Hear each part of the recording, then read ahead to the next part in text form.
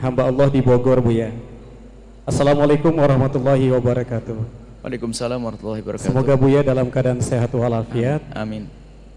Buya, saya ingin bertanya, saat ini sedang membangun rumah dan beberapa saat lagi akan masuk bulan Ramadan. Pegawai rumah tersebut atau yang membangun rumah tersebut ada 4 orang. Jika masuk bulan puasa sedangkan pegawai tidak berpuasa, apakah saya bertanggung jawab dalam hal puasa tersebut? Mohon penjelasannya, Buya. Baik. Anda punya karyawan tidak berpuasa, maka Anda punya tanggung jawab di hadapan Allah. Selagi dia umat la ilaha illallah, berarti dia harus berpuasa. Kalau Anda membiarkan dia tidak berpuasa, maka Anda ikut andil dosa. Itu Anda termasuk golongan orang lupa dan lalai. Kalau masalah lupa dan lalai bukan hanya orang awam. Kadang seorang ustadz bangun masjid tidak sadar tukangnya yang kerja di masjid pada tidak sholat, pada tidak puasa. Yang dipikir oleh sang ustadz bagaimana masjid cepat jadi, hari raya bisa untuk sholat hari raya Idul Fitri. Tak tahu yang ustadznya masuk neraka gara-gara tukangnya yang kerja tidak sholat dan tidak puasa. Hati-hati, kita sering lupa dan lalai. Dan dulu waktu membangun pondok pesantren di Al-Bahjah memang kita menemukan kesulitan yang serupa. Waktu bangun kita pengen punya tukang kan sedikit, kita cari tukang 6. Masya Allah, cari tukang yang sholat susahnya. Dapat tukang yang sholat, keneknya tidak sholat, batal lagi. Ya Allah, susahnya. Akhirnya dapat kita ngambil dari kota lain yang sholat 6 orang. Setelah kita dapat tukang 6 yang sholat, Masya Allah, ada orang membantu masjid sama membantu pondok beberapa lokal. Saya hanya mikir, aduh tukangnya bagaimana, ibadah saya aja belum tentu terima, kok saya sudah buat dosa. Saya mikir, saya hanya pesan kepada yang bangun tadi, tolong yang kerja saya tidak mau tahu deh, pokoknya saya pusing cari tukang yang sholat. Jangan-jangan tukang ahli neraka semuanya. Saya ngomong gitu waktu itu. Akhirnya saya ngomong, carikan tukang yang sholat. Tak taunya betul, mandornya sudah ngasih komando, semua yang kerja harus sholat. Subhanallah, dugaan saya kalau tukang ahli neraka salah, ternyata banyak tukang ahli surga.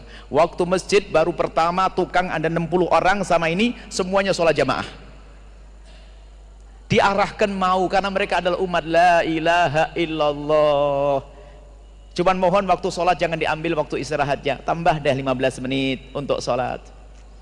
Akhirnya Masya Allah sholat semuanya. Wah, Alhamdulillah sholat, tidak pusing saya kalau itu. Saya bayangin cari 6 saja susah, tak-taunya Allah kirim 60 tukang ahli surga. Cuman yang nakal juga ada. Ceritanya pas saya di Bogor waktu itu kisahnya, saya masih ingat betul, ada tim yang telepon, Buya ada 2 orang bagian las-las itu nggak mau sholat. Sudah kamu suruh? Sudah Buya. Nyuruhmu salah. Salah gimana Buya? Kalau nyuruh sambil kirim sarung, mungkin dia tidak punya sarung. Baik Buya, balik lagi besok dikasih sarung.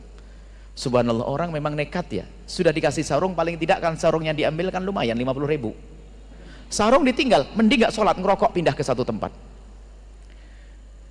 Kalau begitu bingung lagi. Hari yang keempatnya kita sampaikan, ini suruh sholat ya, puasa otomatis nanti. Setelah itu kami sampaikan, bilang saja, ini peraturan Buya, bahwasanya semua yang kerja di sini harus sholat. Rupanya dia sedikit cerdas dia. Dia berkata, saya tidak kerja dengan Buya, saya tidak kenal Buya kok. Memang dia kerjanya sama mandornya tadi. Bener juga kan dia? Saya tidak kerja sama Buya. Wah repot, betul juga ini. Waktu ini teman saya, kalau begitu kamu jangan urusan sama tukang. Terus siapa? Kamu urusan sama mandor. Gitu. Nanti bilang mandornya itu kan ada. Kata Buya, selagi ada 1 orang yang tidak sholat, dibubarin saja deh masjidnya. Nyampe ke bosnya, bosnya tambah cinta dengan kita. Oh, bener ini. Akhirnya orang yang tadi dipaksa. Kalau tidak mau sholat, jangan kerja di sini. Tak taunya akhirnya sholat, justru salah satu dari tukangnya ini anaknya malah di pondok sekarang. Waktu itu memasukkan anaknya di pondok. Jadi kan perlu diarahkan saja. Oh, Anda punya power kok, punya kekuatan, kenapa Anda tidak bisa? Anda beri kesempatan dong, tambah waktu 10 menit untuk sholat. Kalau perlu Anda kasih bonus deh sedekahnya, yang sholat kasih 500 rupiah atau 1000, 2000 kayak. Atau yang puasa, makanya kami sampaikan, kalau puasa tolonglah diringankan, kasih diskon 1 jam deh untuk istirahat. Tadi saya sampaikan di awal, biar bisa puasa. Wah, Anda pahalanya gede, meringankan, gak akan mengurangi kerjaan. Tim Al-Bahjah Bogor, Al-Bahjah Cianjur, Al-Bahjah Batam, tolong tukangnya dikasih istirahat tambah 1 jam deh dalam sehari sepanjang bulan Ramadan, ini sedekah kita untuk dia. Nah, ini perlu seperti itu. Jadi betul, Anda ikut dapat dosa kalau Anda biarkan dia tidak puasa dan tidak sholat. Subhanallah, semoga Allah mengirim kepada kita tukang ahli surga.